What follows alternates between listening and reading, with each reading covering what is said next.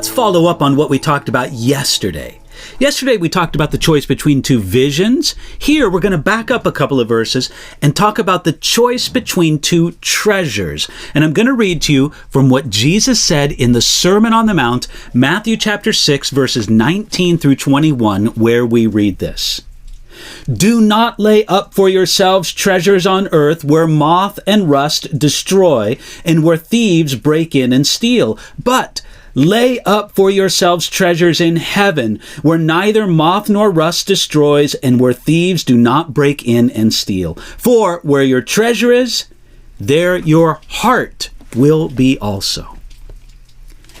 In this great sermon, perhaps the most excellent sermon ever preached, Jesus now focused his attention on the place of material things in a disciple's life. He began by saying, do not lay up for yourselves treasure on earth. The ancient Greek text of the New Testament here more literally says, do not treasure for yourselves treasures on the earth. The idea is that earthly treasure is temporary and fading away. It's where moth and rust destroy and where thieves break in and steal. But heavenly treasure is secure. The problem is not that earthly treasures are evil in themselves, but they are of no ultimate value. Now, if this is the case, then it's wrong for the disciple of Jesus to dedicate their life to continually expanding their earthly treasures.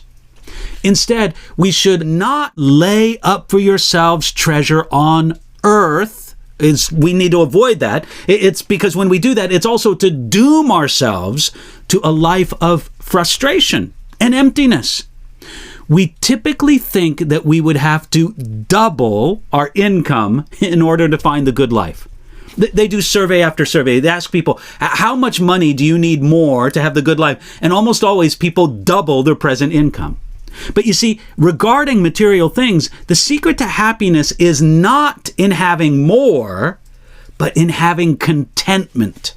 The Apostle Paul had the right idea in 1 Timothy chapter 6, verse 6. He said, now godliness with contentment is great gain. Yeah, notice what Jesus said here in Matthew 6. He didn't say that it was wrong to have earthly treasures, but he did say that it was wrong to lay up such treasure for yourself. Whatever we have, we must hold as stewards or managers, understanding that it all belongs to God and not to ourselves.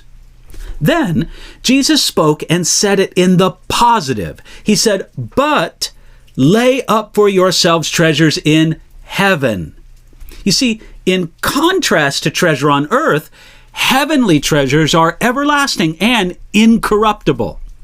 Treasures in heaven give enjoyment now in the contentment and sense of well-being that comes from being a giver, but their ultimate pleasure comes on the other side of eternity. Think for a moment about the pharaohs of Egypt. They were buried with gold and treasures to take into the afterlife, but they left it all behind for the archaeologists to find. Even further, though gold is a precious thing on earth, God uses gold to pave the streets of heaven. You see, our material treasures will not pass from this life to the next.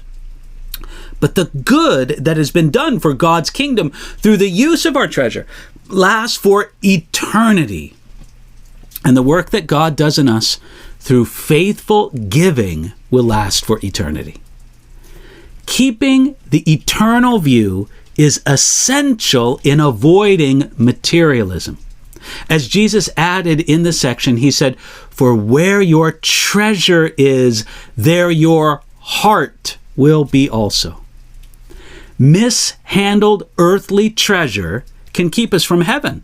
But if it's handled correctly, earthly treasure is used to store up heavenly treasure. So let me ask you this question. How is your heavenly bank account? Make sure that you're storing up treasure in heaven.